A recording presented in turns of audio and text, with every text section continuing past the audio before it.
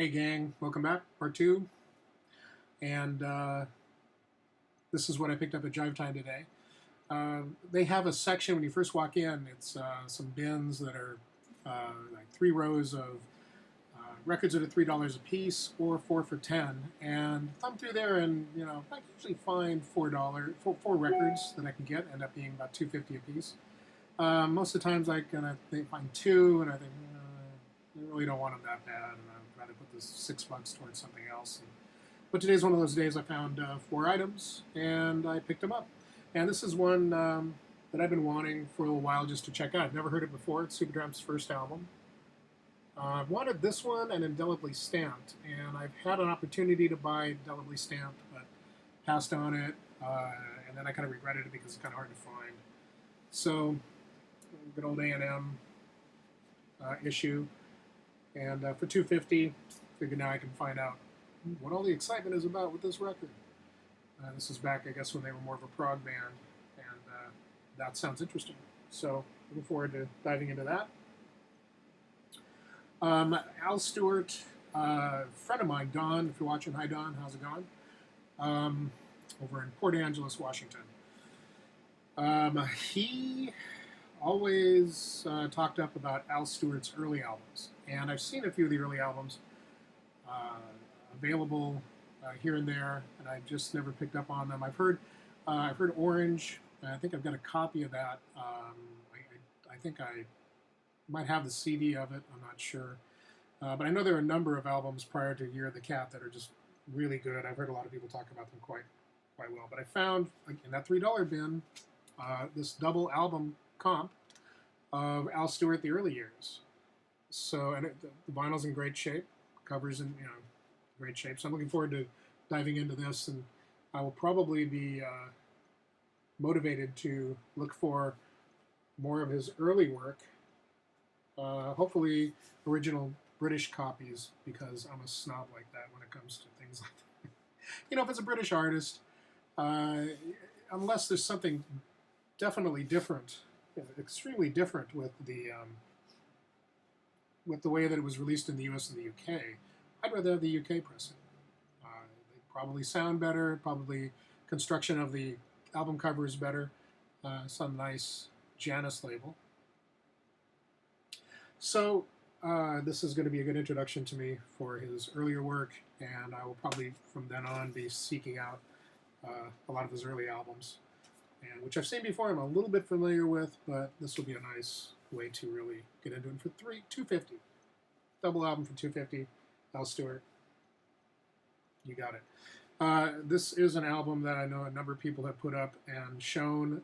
When they did, I immediately wanted to find it and give it a listen.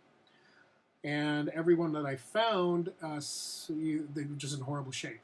And this one's in great shape. The cover's a little beat, just slightly a little bit beat up. It's a U.S. pressings, Renaissance prologue.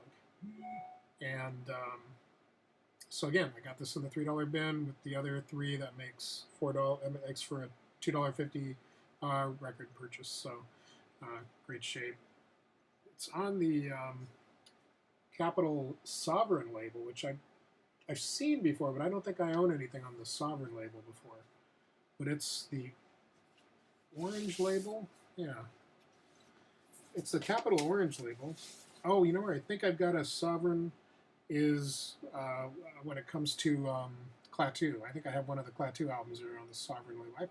I've got one other Sovereign subsidiary label of Capitol Records. So anyway, looking forward to giving this a listen. And finally, a lot of things. This is kind of interesting. A lot of things are kind of these 4 albums are things that I've always wanted to give a listen to, and here they are. I'm finally giving a listen to. I've almost picked this up a couple of times. A lot it's been shown a lot. It's been shown a lot on Facebook. UK. This is their first album that has Bill Bruford on it with drums. I've been getting into Bill Bruford a lot lately, and this is, I think, the only album with him on it that I know of. Please correct me if that is not so. So again, for $2.50, I picked it up. Again, these are all U.S. pressings, and looking forward to giving this a good listen. This one's pretty well known around the BC. Uh, this was $2, and I had to have it. First off, that alone, I would pay $2 for just a pristine early, a relative. There's a little bit of ring wear up here, but just this. I love that virgin blue with the red and white logo label. That's just so cool. But this is the Motors, and I got a little rhyme here for you to read, which I will read it the way they've written it, not the way they intend you to read it, probably. But it says the vinyl is red, the label is blue. It's the Motors' new single, "Forget About You," which is what the song is, "Forget About You," but something tells me they don't mean the word forget. But anyway, what's nice is when you pull it out, it's a beautiful translucent red. I don't know if you can see me behind there or not. Hi, see my hand? So there is a little bit of transparency there, but not much, so it's sort of a translucent red. And there's that logo upside down. It's always nice. I remember the Motors. I can't place what they sound like. For $2, I'm going to find out, and I'll have a very cool Virgin label single, 45 RPM, 12-inch single. "Forget About You" on one side, and on the B side, there's 3 tracks: "Picturama," "The Middle Bit," and "Soul Surrender." So looking forward to diving into this. I remember the Motors way back when. I just cannot place the sound of their music. I wish I could. I'm looking forward to it. It will be fun to give it a listen. This vinyl is in. It's like somebody bought it, put it away, and they never picked it back up again. So I should do this correctly. Probably looking at me like, what is he doing to that record? Not doing anything to it. But that's pretty. Uh-oh. Here he comes. No post is complete without this guy. It's 420. You know what to do, folks. A couple last things here. Ooh, I can't show this. It's VCLT for someone. Put it up here where I found some other VCLT at Sonic Boom for someone. But this I can show. $5 Cal Jader vibes on Fantasy mono. What's great about it is it's in the original, like, thin, flimsy paper sleeve. What's really great is transparent, translucent, transparent here, translucent here, red vinyl. And this is the Cal Jader Quintet. Now, if you look at this, there's a lot of kind of spider lines. You okay? There you go. The vinyl, the red vinyl. I've got a Cal Jader or a Brubeck on Fantasy that I picked up for like $3 or $5. Red vinyl like this looks in worse shape than this. This actually it looks really good. It just needs a little bit of a cleaning and it'll be fine. But the quality of this vinyl is such that even though that other record that I had, which I think it was a Brubeck, might have been another Cal Jader, but I think it was a Brubeck, I just expected it to sound not so good. So I cleaned it off. It still had a lot of the marks and all this and that, but the quality of the vinyl and the way it was pressed, it sounded fine. Yeah, it didn't look mint, but it sounded very good plus. It probably looked very good minus, but it played very good plus, and perfectly. I didn't have a problem playing. I wasn't afraid I was doing something to the needle. There was a few pops and cracks here and there, but compared to what it actually looked like and what it ended up sounding like, this red vinyl that Fantasy used and the way they pressed it, they did a great job. I mean, it was very durable, and even it may look great, but it's going to sound good, even though it looks kind of messed up. Mark, if you're watching this, if you have any comments to say about the Fantasy label and that red vinyl, and I believe red vinyl was usually for mono, and blue vinyl was used for stereo. And London Records continued that, I think.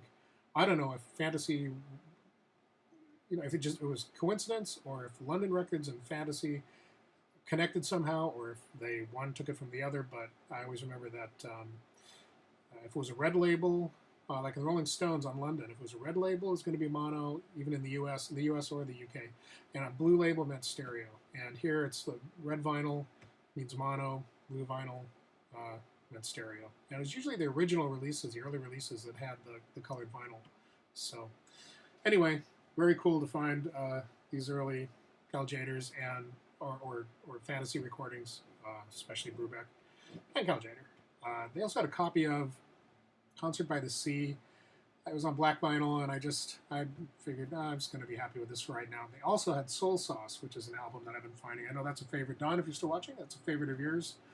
Along with Soul Burst. I've been trying to find both of those records. They go for a bit of money on eBay, and I've just been wanting to find it in the wild as opposed to picking it up on eBay. So they had a copy of Soul Burst. They wanted $12.99 for it, and it was a little dirty. And I just thought I would hold off on it. Yes, Mr. Turner. This is a W. Turner issue of Dave Brubeck, or Caljader Quintet. Live and direct Caljader Quintet. But Mr. Turner also had his name on the Concert by the Sea. Yes. Perfect. So that's it. That's what I picked up today. That's what came in the mail today. The end of last... I showed you that. Anyway, I've got a bunch of other stuff I could be showing, including some CDs, deluxe version of St. Julian, with an extra disc, the Simon Collins U Catastrophe CD. Thank you to Ingrid for pointing out the Dimensionaut CD, which I love. It made me want to go back and pick up Simon Collins' previous CD, which is this one, U Catastrophe.